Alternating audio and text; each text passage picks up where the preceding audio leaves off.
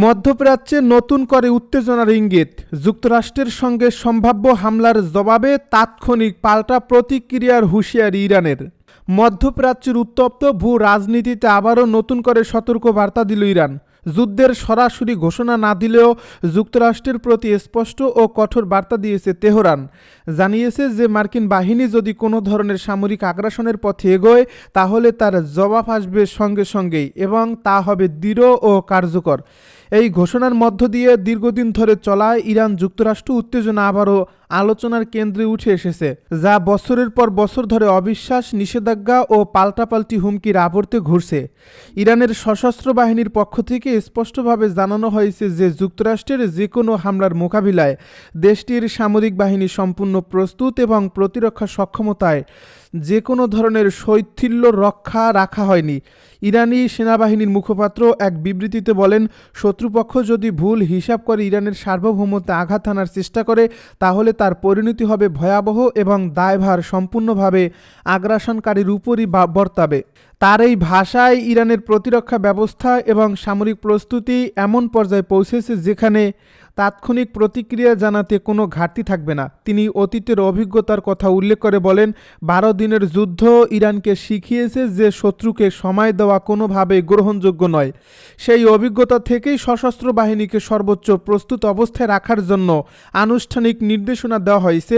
এমন এক সময় এই সতর্কবার্তা এলো যখন মার্কিন প্রেসিডেন্ট ডোনাল্ড ট্রাম্পের সম্ভাব্য সামরিক হামলার হুমকি এবং পারস্য উপসাগরের কাছে যুক্তরাষ্ট্রের যুদ্ধজাহাজ ও সামরিক বহর মোতায়েন নতুন করে উদ্বেগ বাড়িয়েছে। ইরানি সামরিক কর্মকর্তা আক্রিমিনিয়া বলেন, দীর্ঘদিন ধরেই এই অঞ্চলে যুক্তরাষ্ট্র একটি নির্দিষ্ট নীতির ধারা অনুসরণ করে আসছে, যার মধ্যে রয়েছে কঠোর অর্থনৈতিক নিষেধাজ্ঞা, সাংস্কৃতিক ও রাজনৈতিক চাপ এবং ইরানের বিরুদ্ধে সর্বোচ্চ চাপ প্রয়োগের কৌশল। তিনি একে সরাসরি হাইব্রিড যুদ্ধের অংশ হিসেবে আখ্যা দেন, যেখানে সামরিক শক্তির পাশাপাশি অর্থনীতি, গণমাধ্যম এবং কূটনৈতিক চাপকেও অস্ত্র হিসাবে ব্যবহার করা হয়। যুক্তরাষ্ট্রের সামরিক হামলার সম্ভাবনাকে পুরোপুরি উড়িয়ে না দিয়ে তিনি সতর্ক করে বলেন, যদি সংঘাত শুরু হয় তবে ইরানের জবাব যুক্তরাষ্ট্রের জন্য কাম্য নাও হতে পারে, কারণ এই অঞ্চলে অবস্থিত মার্কিন সামরিক ঘাঁটিগুলো ইরানের আধুনিক ক্ষেপণাস্ত্র, ড্রোন এবং আধা ভারী অস্ত্রের আওতায় রয়েছে। সংঘাত ছড়িয়ে পড়লে শুধু একটি দেশই নয়, পুরো মধ্যপ্রাচ্যই ইরানের ক্ষেপণাস্ত্র ও ড্রোনের পাল্লার মধ্যে চলে আসবে বলে হুঁশিয়ারি দেন তিনি।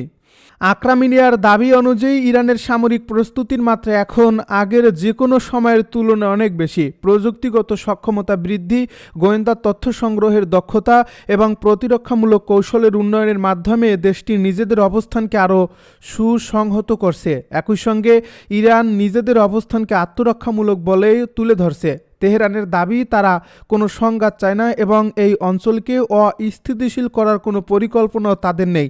তবে হুমকি বা সরাসরি আক্রমণের মুখে নীরব থাকার প্রশ্নই ওঠে না। ইরানকে ঘিরে মার্কিন সামরিক বলয় চুক্তির বার্তা আর পাল্টা হুঁশিয়ারিতে উত্তাল মধ্যপ্রাচ্যে নতুন করে উত্তেজনার পারদ চড়ছে ইরানকে ঘিরে যুক্তরাষ্ট্রের বাড়তি সামরিক উপস্থিতিকে কেন্দ্র করে। উপসাগরীয় অঞ্চল, লোহিত সাগর ও আশপাশের গুরুত্বপূর্ণ সামরিক ঘাঁটিতে মার্কিন বাহিনীর সক্রিয় তৎপরতা গোটা অঞ্চলে সংঘাতের আশঙ্কা বাড়িয়ে দিয়েছে। এমন বাস্তবতায় মার্কিন প্রেসিডেন্ট ডোনাল্ড ট্রাম্প দাবি করেছেন, ইরান এখন পারমাণবিক চুক্তির পথে ফিরতে চায় এবং আলোচনায় আগ্রহী। তবে ওয়াশিংটনের এই বক্তব্যের বিপরীতে তেহরান স্পষ্ট অবস্থান জানিয়ে বলছে, সামরিক চাপ ও হুমকির পরিবেশে কোনো চুক্তি সম্ভব নয়।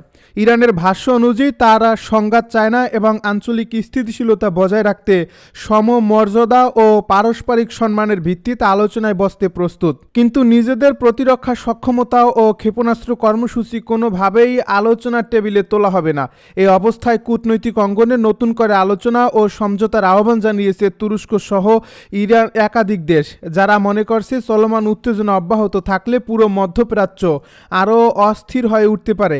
ইরানকে ঘিরে যুক্তরাষ্ট্রের সামরিক শক্তি প্রদর্শন ইতিমধ্যেই চোখে পড়ার মতো মাত্রায় পৌঁছেছে। উপসাগরীয় অঞ্চলে বিমানবাহী রণতরী ইউএসএস আব্রাহাম লিঙ্কনের উপস্থিতির পাশাপাশি ওয়াশিংটনে মোতায়েন করছে ইউএসএস ডেল বা ডি ব্ল্যাক নামের একটি আধুনিক ডেস্ট্রয়ার। এই যুদ্ধজাহাজটি বর্তমানে লোহিত সাগরে ইসরায়েলের একটি বন্দর নগরীর কাছাকাছি অবস্থান নিয়েছে বলে জানা গেছে। সব মিলিয়ে ওই অঞ্চলে এখন যুক্তরাষ্ট্রের 6টি ডেস্ট্রয়ার এবং 3টি লিটোরাল কমব্যাট শিপ সক্রিয় রয়েছে, যা সাম্প্রতিক সময় মার্কিন নৌবাহিনীর অন্যতম বড় মোতায়েন হিসেবে বিবেচিত হচ্ছে। একই সঙ্গে কাতারের আল উদেইদ বিমান ঘাঁটিতে নতুন আকাশ প্রতিরক্ষা ব্যবস্থা বসানো হয়েছে।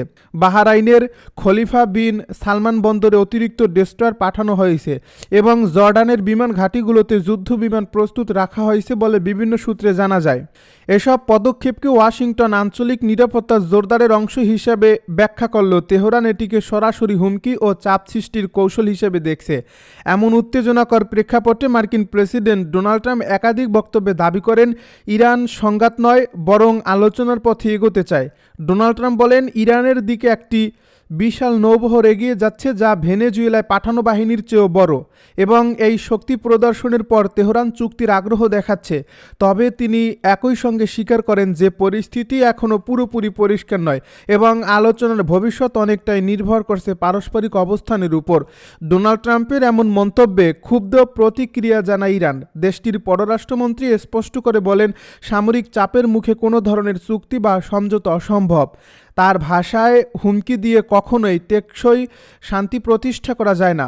তিনি আরও বলেন, ইরান আঞ্চলিক স্থিতিশীলতা ও আন্তর্জাতিক দায়বদ্ধতার প্রতি শ্রদ্ধাশীল এবং সমমর্যাদার ভিত্তিতে ন্যায্য ও সম্মানজনক শর্তে আলোচনায় বসতে প্রস্তুত।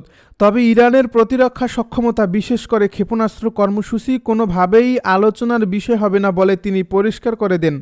একই সঙ্গে তিনি হুঁশিয়ারি দিয়ে বলেন, যে কোনো ধরনের হুমকি মোকাবিলায় ইরানের সশস্ত্র বাহিনী সম্পূর্ণভাবে প্রস্তুত রয়েছে এবং দেশের সার্বভৌমত্ব রক্ষায় তারা প্রয়োজনীয় সব পদক্ষেপ নেবে। বিশ্লেষকদের মতে ইরান ও যুক্তরাষ্ট্রের এই পাল্টাপাল্টি অবস্থান মধ্যপ্রাচ্যের ভূ রাজনীতিকে আরও জটিল করে তুলছে।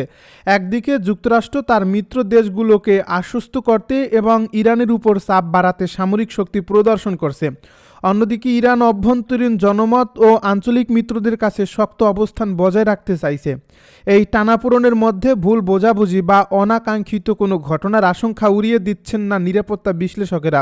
বিশেষ করে উপসাগরীয় অঞ্চলের ব্যস্ত নৌপথ ও আকাশসীমায় একাধিক শক্তিশালী বাহিনীর উপস্থিতি পরিস্থিতিকে আরও সংবেদনশীল করে তুলছে।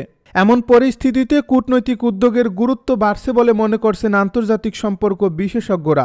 এই প্রেক্ষাপটে তুরস্কের পররাষ্ট্রমন্ত্রী হাকান ফিদান দুই পক্ষকে সংযম দেখানো এবং আলোচনার টেবিলে ফেরার আহ্বান জানিয়েছেন। তিনি বলেন, কূটনৈতিক প্রচেষ্টাই একমাত্র পথ যার মাধ্যমে এই উত্তেজনা প্রশমিত করা সম্ভব। তুরস্ক আশা করছে পারস্পরিক এই আলোচনা ও আস্থা গঠনের মাধ্যমে মধ্যপ্রাচ্যে স্থিতিশীলতা ফিরিয়ে আনা যাবে এবং বড় ধরনের সংঘাত এড়ানো সম্ভব। একই ধরনের আহ্বান জানিয়ে ইউরোপীয় কয়েকটি দেশও, যারা মনে করছে ইরান পারমাণবিক ইস্যুতে কূটনৈতিক সমাধান এখনও সম্ভব। যদি উভয় পক্ষ বাস্তববাদী ও নমনীয় অবস্থান নেয়, তবে বাস্তবতা হলো বর্তমান পরিস্থিতিতে উভয় পক্ষই নিজেদের অবস্থানে অনড়। যুক্তরাষ্ট্র বলছে তারা আলোচনার দরজা খোলা রেখেছে, কিন্তু ইরানকে তাদের কর্মসূচি নিয়ে স্বচ্ছতা দেখাতে হবে। অপরদিকে ইরান বলছে সম্মান ও সমমর্যাদা ছাড়া কোনো আলোচনায় ফলপ্রসূ হতে পারে না।